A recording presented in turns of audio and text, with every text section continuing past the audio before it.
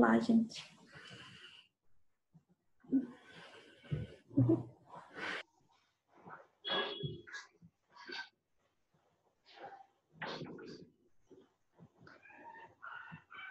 Bom dia, gente. Bom dia. Bom dia. Bom dia. Deixa eu ver aqui. Júlia. Júlia, você fez os mapas?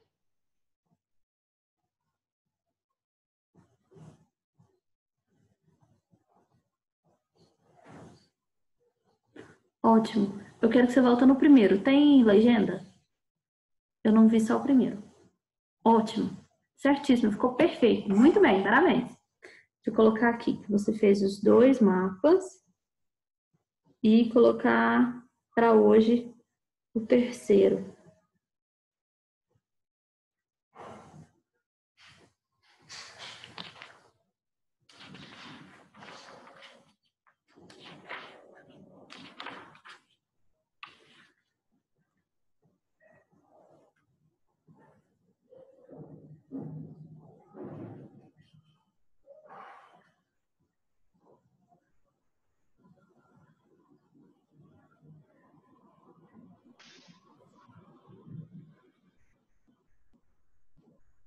Pronto. Então, Júlia tem os 3 mapas. Pedro, você fez a legenda e fez o outro mapa? Certo.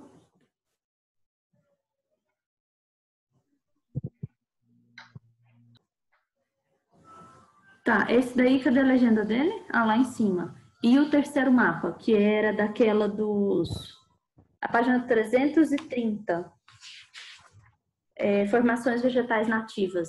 Você fez?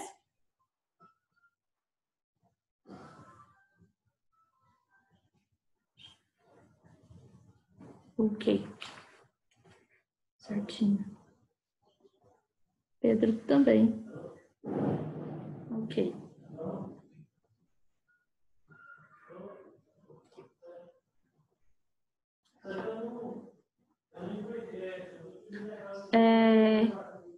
Deixa eu ver quem mais. Ana Clara, você tinha feito todos os mapas? Eu não lembro. Ela estava aqui, não? Tá não, né? Ah, o Daniel, olha lá. Certinho. Nossa, que perfeito. Ficou muito bonito, Daniel. Muito mesmo. Legal, né? Ficou mais fácil de ver assim. 3 mapas. Deixa eu ver. Brenda, você tinha me mostrado os 3 ontem? Eu não lembro. Foi. Foi? Eu coloquei só um aqui, deixa eu ver.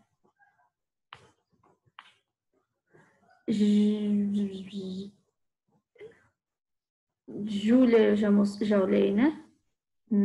Já. Deixa eu ver. Maria Clara Lopes. Você fez o terceiro mapa? Sim. Deixa eu ver, por favor. Ótimo. Lembrando que o azul, gente, alaga as coisas, tá? Então não é legal. Eduarda, você tá mostrando aí o terceiro mapa, né? Não, tô mostrando o primeiro. Isto. Certinho. Nossa, ficou muito bonito também. E o próximo? São 3. Eduarda, são 3 mapas. Você me mostrou 2. Eu só fiz 2. Eduarda.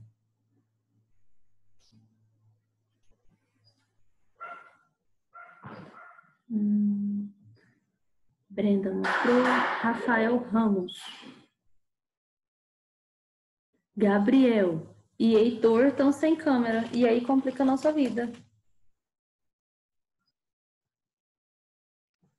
Pelo PC não dá pra ligar a câmera, não. Pelo menos não.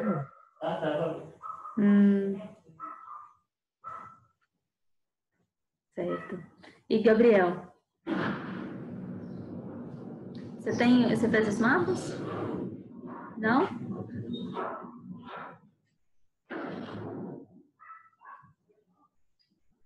Ah, só avisar vocês. Eu sempre faço... As minhas aulas, elas são 40 minutos. Elas não são 30 minutos, tá? Então, se vocês chegarem a participar do início, por exemplo, o Gabriel, ele saiu antes da hora ontem, né? Então, você fica com meia presença. Olha que legal. Tá certo? Então, tem que prestar muita atenção e fazer corretamente. Precisa participar da aula como um todo. Eu faço já a chamada aqui de vocês logo quando chego e observo no final se está todo mundo aqui ou não. Se vai saindo muita gente, eu vou dando falta para as pessoas que estão saindo, tá bom? A nossa aula presencial, ela é 50 minutos, né? Então, a gente está fazendo por videoconferência e tem como colocar no Zoom lá 40 minutos em vez de ser 30 minutos, que é o automático dele. E eu coloco 40 minutos, tá? Então, com 40 minutos cai a aula. Eu dou aula até o último segundo, certo? É para ficar até o final, eu não tô saindo antes. É a mesma coisa de estar dentro da sala de aula e vocês resolverem que vão levantar e vão embora sozinhos. Não rola, né, gente? Tem horário para tudo. Então, procurem se adequar aí para poder dar certo e ficar o período correto, tá bom? Só o Heitor, então, que não tem câmera, e o Heitor fica faltando eternamente. É a primeira vez que você vem na minha aula, desde o início de agosto, aí, desde a semana passada, né? Já faltou 3 aulas minhas. Detalhe, Cauã não, Heitor, né? Cauã não está aqui. Olha só o que acontece. A norma pela Secretaria da Educação mudou. Então, nós temos um outro sistema. Foi mudado e que o diário, ele vai valer, sim, a presença. Então, pode ser que, no final do ano, a pessoa que esteja faltando demais, tenha muitas faltas, ela pode, sim, ser reprovada por conta de faltas, tá? Porque é como se fosse uma sala de aula mesmo. Só que, em vez de você estar indo para a escola, você está participando de uma videoconferência. E é aula online, né? Pode ser, eu não tenho certeza absoluta, mas pode ser que eles levem em consideração isso. Mas em questão de nota, é certeza, em que nós temos, sim, a pessoa que não fizer as atividades, não participar das... por exemplo, da videoaula aqui, eu dei presença, e além da presença, dei maisinho para quem me mostrou todos os mapas, né? Claro que não tem como prejudicar o Heitor que está sem a câmera. No caso, Heitor, você pode fazer lá em atividades, e quando eu posto alguma coisa, tem como você enviar arquivo. Você pode procurar isso e tentar enviar o arquivo, tirar a foto dos 3 mapas e enviar. Não é muita atividade que eu vou cobrar de vocês para poder ficar vendo coisas do tipo, tá? Mas esses mapas são importantíssimos, não só para poder dar o visto, mas para vocês aprenderem, tá bom? Porque na prova pode ser que caia algum desses mapas ou todos eles, tá? E vocês fazendo o mapa, isso faz diferença para gravar na mente como que é que funciona aquilo dali, tá certo? E aí, quando a gente pensa também a respeito das provas, também foi mudado. Então, terão provas e simulados. Em que sentido? Agosto, final de agosto, aí, última semana, a Carol já deve estar planejando, postando alguma coisa relacionada com o horário de prova de vocês. Vai ser horário de prova como se fosse mesmo o simulado que vocês fizeram. Teve um horário correto para poder fazer o simulado, né? Então, você tem o dia e o horário específico para fazer o simulado. Da mesma forma, vai ser todas as provas e simulados agora adiante, tá certo? Então, e pelas provas e atividades, sim, a pessoa pode chegar a bombar. Ah, lembrando, quem tá de recuperação comigo, foi postada terça-feira, recuperação, tem que pegar a recuperação, imprimir, passar, escrever, fazer a recuperação e levar lá no colégio. o que foi passado pelo colégio, que a data seria até hoje. Eu não sei se eles vão chegar a prorrogar isso, tá? Mas pelo que foi Hoje passado parece até que eles hoje. não vão estar na secretaria e eles prorrogaram para segunda. Ah, tá, eles prorrogaram para segunda. Melhor ainda para todo mundo aí que não conseguiu chegar a fazer, né? Mas às vezes aconteceu algum problema lá que não deu para poder ir hoje e irão segunda. Gente, tem que fazer certinho, procurar, imprimir direitinho, fazer corretamente, com a letra legível direitinho, para poder ter nota. Porque quem ficou com nota baixa no primeiro bimestre, que tem muita atividade que eu passei, eu tenho tudo anotado. Todas as tarefas, tudo que eu passei, eu tenho tudo anotado. E eu vou passar isso para Carol, tá? Ela vai ter isso, que é o meu controle mesmo. Quem fez, quem não fez, tudinho certinho. E o da plataforma, todas as tarefas da plataforma valeram nota. E essas tarefas também, quem não chegou a fazer, tá com nota, chegou a ficar com nota baixa, né? Ela vai valer essa prova de... Deixa eu ver, gente. A prova de recuperação, ela vai valer para o primeiro e segundo bimestre. Se a pessoa ficou de recuperação no primeiro e segundo bimestre, já vai valer, tá bom? Então, coloquei uma lista só com o nome de todo mundo ali que está de recuperação, tá certo? Então, a pessoa ficou de recuperação só no primeiro bimestre, tá o nome lá. Se ficou no primeiro e no segundo, tá uma vez só o nome, vai valer para os 2 bimestres, certo? Esses foram recados. Então, eu dei uma olhada aí, quem fez os mapas, né? Eu só vou confirmar a presença. Deixa eu ver. 1, 2, 3, 4, 5, 6, 7, 8, 9 pessoas. 1, 2, 3, 4, 5, 6, 7, 8. Tá sobrando uma pessoa. Brenda tá aí. Daniel também. Eduarda também. Gabriel. Aê. Heitor. Júlia. Cauã. Ah, eu coloquei... Não, Cauã não tá aqui, coloquei falta. Maria Clara Lopes tá aí. E Pedro tá aí. É isso, né, gente?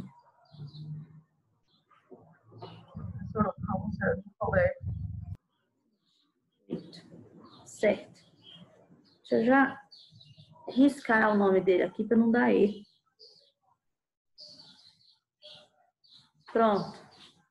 Cauã saiu do colégio. Obrigada. Então, nós chegamos a corrigir ontem, né, esse capítulo 5, certo? E aí nós vamos entrar agora no capítulo 6, que é a região norte. Nós vamos ter que acelerar um pouquinho o processo, porque são muitas regiões, são 5 regiões, sendo 2 semanas aí de agosto, sendo que vai ter prova, vai ter simulado e tudo mais, né? Então é meio corrido pra gente fazer. Então nós vamos acelerar um pouquinho aí. Então essa região norte, ele tá mostrando aí 2 rios principais, é o encontro do Rio Negro e o Rio Solimões. Vocês já ouviram falar sobre o encontro desses 2 rios? Ou já viram? Alguém já foi lá no lugar? Ou já viu alguma foto, vídeo? Sei lá. Não? Vocês têm ideia do porquê que cada um desses rios é dessa cor? Eu já falei com vocês, eu acho, a respeito disso no 6º ano. Vocês lembram? Não? Então, um rio, que é o Rio Negro, ele tem essa característica dessa água dessa forma, não é porque ele é poluído, ele não é poluído, tá, gente? Ele tem muitos peixes e as pessoas comem os peixinhos dele, nada, não tem problema nenhum.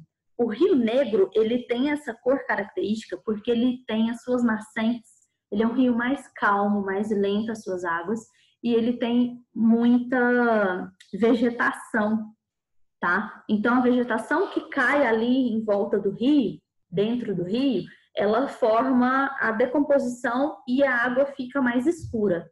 Isso é uma característica. Não tem poluição nem nada assim, não faz mal, tá? Já o Rio Solimões, ele é mais barrento, né? Então, o Rio Solimões, para vocês observarem aí os dois, vocês têm que abrir a página assim, ó. Então, esse é o Rio Negro e esse é o Rio Solimões, tá? E aí, o Rio Solimões, ele é mais claro, mas é uma água barrenta, porque ele passa por uma região de planalto, tipo Planalto mesmo, região que tem muita declividade e cai muita terra das laterais. Gabriel, se você quer falar, pode falar. Qual é o maior? Maior? Sei não. Eu nunca fui lá. Não sei qual que é o maior.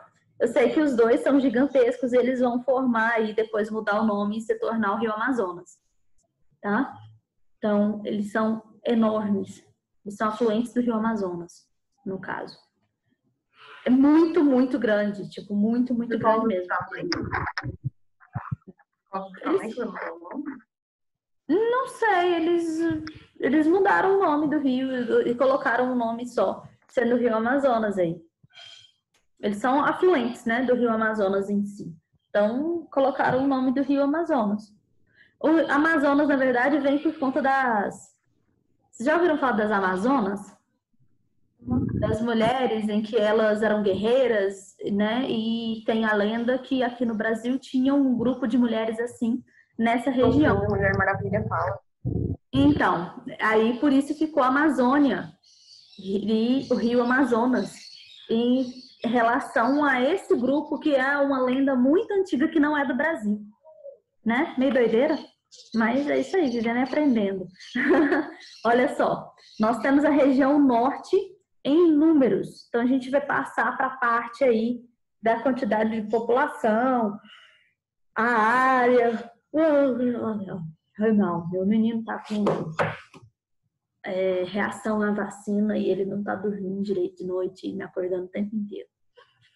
E sentindo dor na perninha, porque ele virou cavalo na hora de colocar a injeção e deu pinote assim, ó, entortou a agulha. Vocês têm ideia. Nossa. É tenso. Então tá doendo pra caramba. Então, 342. Uhum. Avisa a pessoa, não obedece, 4 anos, o que tem na cabeça? Ele tem uma força que é fora do comum, gente. A região norte em números. Nós temos aí a região norte, encontramos a maior floresta tropical do mundo, que é a floresta amazônica, né? E a floresta amazônica, ela é muito marcante no modo de vida da população.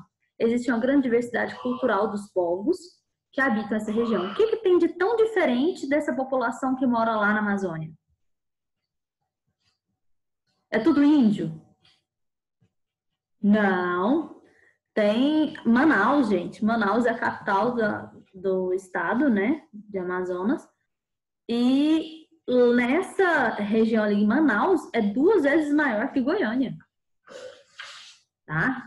Então, assim, quase 2 vezes. Não chega a ser 2 vezes certinho, mas é quase 2 vezes. Tem 2 milhões de habitantes, mais ou menos. É muito grande, é muita gente. Quem foi lá e tomou conta e tudo, então eles tiveram um período de muito incentivo ao teatro, à música, sabe? Tem isso em história. Então, eles têm... A arquitetura de lá é muito linda. Muito, muito linda. Tem uma arquitetura relacionada aí ao teatro, aquelas óperas, coisas do tipo, sabe? Então, o teatro de lá dizem que é maravilhoso, em que nunca o povo que chega lá fala assim, nossa, eu nunca vi um teatro tão lindo quanto é nessa região aqui, do Brasil inteiro. É uma coisa meio colonial, das poltronas diferentes e tudo mais. Então, tem avanço tecnológico também, um polo industrial muito forte, muito grande, de chegar mercadorias em Manaus para depois ser distribuído pelo resto do Brasil inteiro, tá? Então, é massa. E aí nós temos outra situação. Quando a gente pensa em Amazonas, nós temos que lembrar que metade do ano, não chega a ser talvez metade exatamente, mas quase metade do ano aí, as ruas, no caso as rodovias, são alagadas. Então vira tudo água, vira tudo rio. E as pessoas precisam se locomover apenas de barco ou avião, não conseguem se locomover a carro ou trem, metrô, sei lá, coisas do tipo, não dá terrestre, tá? Então, é uma coisa que dificulta um pouco aí. Claro que tem como você ir de carro até um pedaço e depois pegar uma embarcação, colocar seu carrinho lá para poder chegar onde você precisa, né? Ou então ir de avião e chegar onde você precisa. Mas de carro, o trajeto inteiro não dá para fazer em determinadas épocas do ano. O que acontece? Existem rodovias, eles vão colocar um monte de pavimentação para depois vir água e cobrir aquilo dali e estragar? Não. Então, as rodovias, durante outro período em que é seca, ela fica toda cheia de barro por conta que foi alagada. Então, eles precisam limpar aquilo dali para poder passar caminhão, o carro e tudo mais, o trajeto ali. E aí, são de estrada de chão mesmo, tá? Tem aquelas... Isso vai influenciar na forma de vida das pessoas? Com certeza, né? Tem muita população ribeirinha ali, e essa população ribeirinha, ela vai viver... Daniel, acho que é melhor você acordar. Ah, obrigada. Então, nós temos uma população ribeirinha em que ela vai viver pela pesca, tá? Então, é proibido pescar no Brasil como um todo? Sim, pesca predatória, mas para essa população, você tem os períodos específicos que pode pescar para venda e tudo mais. E você tem os períodos em que eles vão pescar mais só para subsistência mesmo, porque é o período de desova do peixe, dos peixinhos se proliferarem aí, tá certo? Então, outra coisa importante que a gente precisa pensar, a quantidade de população. Quero que vocês observem o total de população. Eu não sei falar esse número. 320 milhões, né? Interno bruto. Esse é o produto interno bruto, população.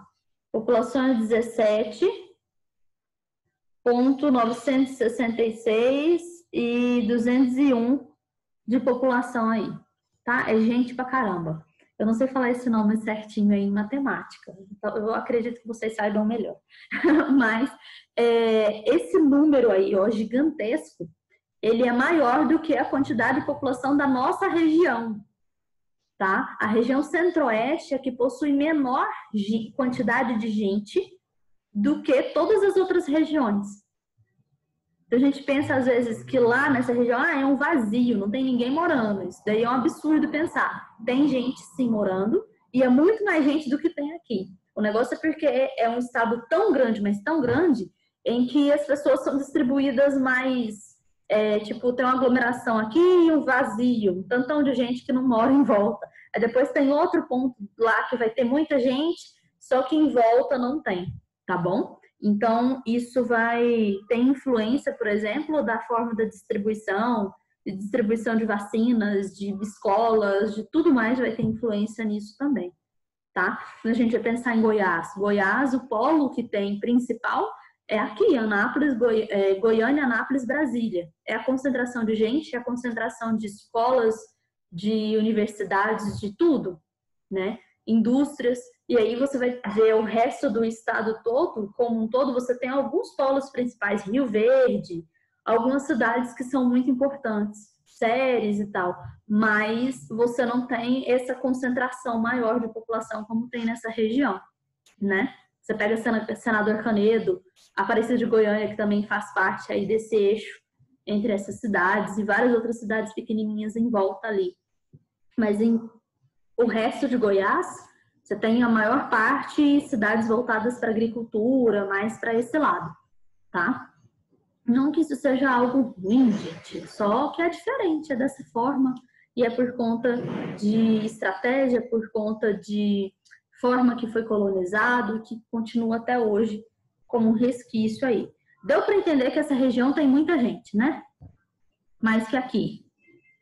Certo? Não é a que tem maior quantidade de população do Brasil, mas é uma região que tem maior concentração de gente do que a região centro-oeste. Certo? Só que a distribuição dessa população por área, ela acaba sendo...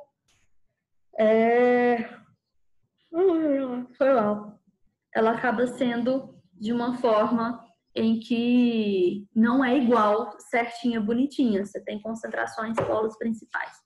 Clima e vegetação da região norte. Então, clima. Vocês vão grifar para mim aí o segundo parágrafo, as 4 primeiras linhas. Então, essa partezinha aqui, ó. Vocês vão grifar ela, tá? Todo mundo pegou? Primeiro parágrafo, segundo parágrafo, as 4 primeiras linhas. Esgrifem aí no livro, isso está na página 343. Certo? Então, ele tem aí, ó, o clima equatorial, que é um clima quente e chuvoso. Então, ele cria condições de possibilitar o surgimento de diversas espécies e plantas. Eu tenho amigos que moram nessa região, e lá em Manaus, inclusive, eles sempre falam assim, vamos reunir. Beleza, vamos reunir quando? Depois da chuva. Então, todos os dias à tarde chove, todos os dias, sem falta. Mesmo em períodos de seca, chove. Chove menos, mas chove. Então, eles marcam de se encontrar depois da chuva. É como se fosse um horário específico, sabe? É algo interessante, é diferente da gente. Imagina, se todo dia chovesse aqui, a gente se encontrasse sempre depois da chuva. Era legal, né? Aí nós temos as elevadas temperaturas fazem as plantas liberarem umidade para a atmosfera. Esse processo ele chama de evapotranspiração, que é as árvores elas retiram a água da sua estrutura lá das raízes, né? E levam para suas folhas. E aí forma a evapotranspiração. Desse modo, a floresta passa a fazer parte da dinâmica das chuvas na região. Então, as florestas, elas devolvem água para a atmosfera de uma forma muito intensa, ok? Então, a floresta amazônica ela vai ter interferência aí da quantidade de chuva que vai ter distribuição no nosso Brasil, tá? Principalmente.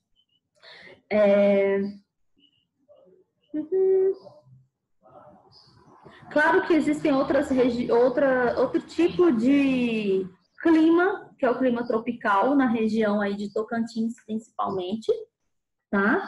E lá em cima aqui, ó. Tá bom? E aí nós temos essa outra aqui, a região norte. Nessa vegetação aqui, que foi, Gabriel, que você tá falando aí? Falando. Pensando alto. Pensando alto. A região norte aqui, dessa vegetação, nós temos a vegetação que é quase como um todo uma vegetação da floresta amazônica, né? Então, tem um clima equatorial, como vocês viram aqui. Nessa região aqui, ó, de Tocantins, principalmente, em alguns outros estados lá em cima, vocês vão ver alguns tipos de outra vegetação, mas é muito pouco. Se forem observar como um todo a região norte, é predominantemente a floresta amazônica, né? Então, essa região aqui de Tocantins é o Cerrado, tá? E você vai ter um pedacinho de Tocantins aqui que tem a região da floresta amazônica. E algumas outras regiões que têm alguns tipos de vegetações um pouquinho diferentes só. Eu acho que dessa página foi tudo. A região norte em números, a gente já falou, passamos para a região, falamos sobre a floresta amazônica, cerrado, vegetação litorânea e campos. E vamos falar sobre a floresta amazônica, características principais sobre a floresta amazônica. Então, nós temos aí os solos, eles são férteis, tá? Em razão de, eles têm muitos nutrientes, e eles não são profundos. O que acontece no livro de vocês? Ele está na 344. Isso daí, até onde eu estudei, está errado. Ok? Tem um pedacinho errado aí no livro. Em que sentido? Em geral, os solos encontrados na floresta amazônica são pouco férteis. Na verdade, eles são solos muito férteis só em razão de ter muitos nutrientes. E não são profundos. Então, eles são muito férteis num pedacinho muito pequenininho. Tá bom? Então, em torno de 40 centímetros só, que tem fertilidade pra caramba, então cresce a floresta amazônica inteira, árvores de 60 metros de altura e tudo mais. São bem férteis aquele solo ali, só que ele é um pedacinho bem pequeno, é só 40 centímetros. Vocês pegaram uma régua de 30 centímetros, mais 10 centímetros, 40 centímetros, é o solo fértil pra caramba. Depois daquilo dali, é tudo quase que areia. Tá? Então, quando você desmata a floresta amazônica, você está, no caso, devastando não só a floresta, mas tirando os nutrientes que tem no solo e vai chegar ao ponto que vai ter só areia. Vai virar quase que um desertão gigantesco, a floresta amazônica. Tá bom? Então, eu preciso que vocês anotem aí, mudem no livro de vocês, aqui em cima, as 2 primeiras linhas. Eu vou ler de novo com vocês e falar para vocês riscar e colocar em cima. Em geral, vírgula, tá certinho aí, ó. Os solos encontrados na floresta amazônica são, tá escrito pouco férteis. Vocês vão riscar pouco e escrever em cima muito. Risca pouco e escreve muito. Solos são muito férteis. É melhor a lápis. Muito férteis. Em razão. Aí tem o da. Vocês vão cortar o A e colocar um E. De. Tá? Corta o A, coloca um E. Que fica em razão de.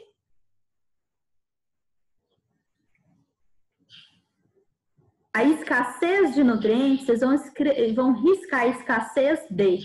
E escrever em cima. Ter muitos.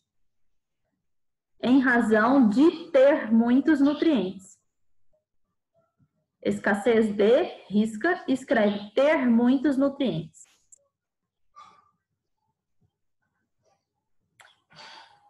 E não são profundos. Tá ok. Então, 40 centímetros eu tenho muitos nutrientes, porque a floresta gera muitos nutrientes. Muitos animais em decomposição, muitas plantas em decomposição. Aquilo ali é muito quente, então você tem um processo ali de intensa formação de nutrientes nesse solo, tá bom? Só que é um solo num pedacinho ali pequeno. E aí você tem a floresta e quando você acaba com a floresta, vira deserto, tá? Esses nutrientes são levados rapidamente, chove demais, então são levados embora rapidamente e tem uma escassez ali de nutrientes, ok? Então, a fonte de nutrientes do solo são as folhas, as sementes, os galhos, os restos de animais e plantas que cobrem o solo da floresta, que formam uma camada de matéria orgânica chamada serrapilheira. A decomposição dessa camada e a formação de humus fornece nutrientes para esse solo, tá bom? Então, isso daí fornece nutrientes para o solo e é só um pedacinho desse solo aí que tem nutriente realmente para essa vegetação. A 344, nós temos aí o perfil de vegetação. Então, nós temos 3 perfis principais de vegetação da floresta amazônica e vocês precisam saber corretamente e dar exemplos de cada um, saber o nome de cada um. Ok? Tem que colocar aí na cachola, certo? Então, vamos começar pela mata de Iguapó, que é a número 3. Então, a gente começa ao contrário, eu acho mais fácil nesse sentido. O quê? Matas de Iguapó, você vai lembrar de água, tá? Matas de Iguapó, água. Então, a mata de Iguapó é o que tem ali dentro do rio e em volta do rio, bem pertozinho. Ela é alagada quase que realmente o tempo todo. É composta por arbustos e cipós que crescem em terrenos alagados e à margem dos rios. Os rios igarapés. Igarapés é curso do Rio Estreito. Encontra-se também as vitórias régias, que são plantas aquáticas muito comuns na floresta amazônica. Vitórias régias, vocês já devem ter ouvido falar, são essas plantas ali, ó, que está mostrando. Aqui embaixo, ó. Essas plantas, tá? O que acontece com essas plantas? Elas são aquelas que ficam até 2 metros de diâmetro e a pessoa pode sentar em cima. Vocês já ouviram falar sobre isso? É uma planta que a pessoa sobe em cima e ela sustenta uma pessoa realmente. Ela fica de 1 a 2 metros de tamanho, tá? Claro que ela é pequenininha e ela vai crescendo. O que tem acontecido com o nosso planeta? O nosso planeta ele tem sofrido um monte de transformações. E essas transformações elas têm influenciado no tipo de animais que estão presentes no nosso ecossistema e plantas também. As plantas que antes eram plantas gigantescas, né, elas passaram a reduzir de tamanho e só tem pequenas. Os peixes que antes eles chegavam a um tamanho muito grande, eles passaram a reduzir de tamanho e só se encontra peixes menores. Isso tem diversos fatores aí influenciando o clima, quantidade de agrotóxicos, coisas do tipo, tá? A questão da migração de um peixe para o outro, para os lugares, vai influenciar também, certo? No Rio Corumbá, meu sogro, ele pescava peixe, era pintado não, na época era o... esqueci o nome do peixe. Era um peixe específico que ele pegava lá no Rio Corumbá e ele, tipo, era bem grande, quase que ele chegou a ver peixe de 1 metro de tamanho, tá? Então, é muito, muito grande. Esses peixes muito grandes, eles não são gostosos, eles não são apetitosos, eles têm uma gordura muito velha, muito antiga, uma gordura meio amarelada, ela não é gostosa. Então, assim, não é uma boa você pegar um peixe muito, muito grande para você comer.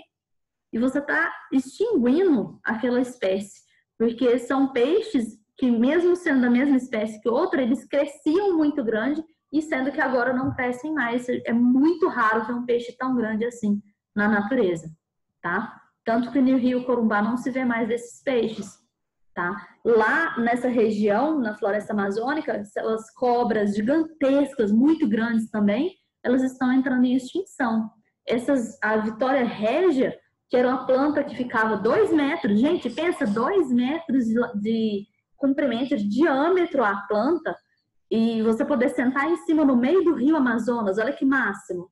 Agora não existe mais. Ela está diminuindo de tamanho e está sendo degradada, tá? Aí a gente pensa essa mata de Iguapó, vocês vão lembrar de arbustos, vão lembrar da Vitória régias, e são plantas aquáticas, em que elas estão sempre alagadas, ok? Alguns tipos de cipó. Aí você pensa na mata de várzea. Mata de várzea, ela está na faixa de transição. Ela tá, metade do ano ela fica alagada, outra metade do ano ela não vai ficar alagada. Uma parte da floresta da mata de Iguapó não, mata de várzea, ela tá alagada o tempo inteiro e vai ficando na parte seca, tá? Então, uma vez ela alaga, outra vez ela fica sem ser alagada.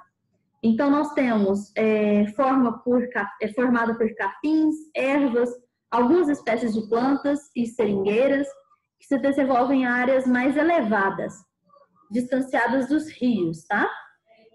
Em determinadas épocas, essas áreas passam por inundações e os nutrientes trazidos pelas águas dos rios fertilizam o solo e estimulam o crescimento de novas plantas, quando a água começa a retornar ao nível regular. Então, o que acontece? Alaga, deixa os nutrientes ali, o rio deixa os nutrientes, e aí na hora que volta de novo, ficar o rio do tamanho correto, normal dele, deixa esses nutrientes para poder formar novas plantas.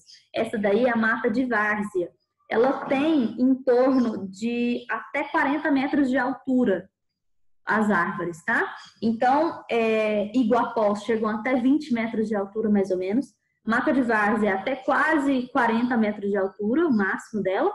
E a vegetação de terra firme, ela chega a 60 metros de altura, tá? A vegetação de terra firme, ela não é alagada em momento nenhum. E é um grupo de espécies de plantas que se desenvolvem afastadas dos cursos de água, raramente são inundadas. Essa vegetação é predominante nas paisagens da região com árvores de grande porte, como a castanheira, o mogno, a sumaúna, são várias outras aí importantes, tá certo? Esse livro de vocês é muito enxuto e resumido com conteúdo, né? Então, uma coisa que vocês podem acrescentar, mata de Iguapó chega até 20 metros, mata de várzea até 40 e vegetação de terra firme até 60 metros de altura as árvores, tá certo? Entre 40 e 60 metros de altura. Então, próximo do rio pequenininha, entre o rio e a de terra firme, a mata de várzea, ela é intermediária, a vegetação, o tamanho da vegetação, e terra firme, ela chega mais alta, nunca é alagada.